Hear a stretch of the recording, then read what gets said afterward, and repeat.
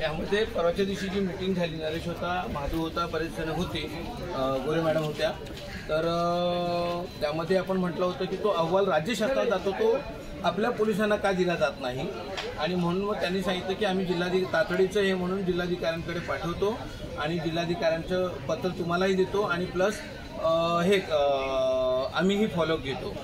पण त्यांनी ते पत्र देत असताना आम्हाला गृहीत धरलं, म्हणजे आम्हाला असं त्यांना वाटलं की हे पत्र दिलं म्हणजे झालं, तर तसं होत नाही. जर आम्ही तुम्हाला पत्रव्यवहार केलेला आहे, आम्ही तुम्हाला सांगितलेलं आहे की आम्ही आंदोलन करणार, तर ते आंदोलन थांबवण्याचं तुमचं कर्तव्य होतं, त्यांनी ते केलं नव्हतं आणि म्हणून आपण आपल्या आंदोलनावर ठाम राहिलो. आता हे व्यवस्थित नव्हती, पण मला माहिती होतं की तयारी सुरू आहे, परंतु म्हणून आपण कमी संख्येने होतो, पण त्या अनुषंगाने त्यांनी पत्र दिलेलं आहे.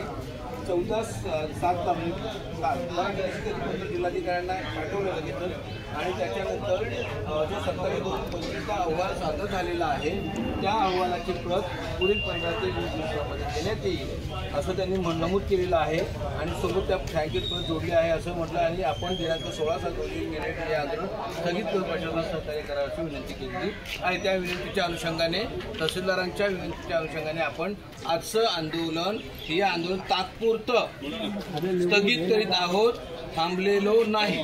ठीक आहे, पुन्हा एकदा सगळ्यांनी घोषणा द्या. खुशबूला न्याय मिळालाच पाहिजे, खुशबूला न्याय मिळालाच पाहिजे, खुशबूला न्याय मिळालाच पाहिजे, खुशबूच्या कुटुंबियांना आर्थिक मदत मिळालीच पाहिजे, खुशबूच्या कुटुंबियांना आर्थिक मदत मिळालीच पाहिजे.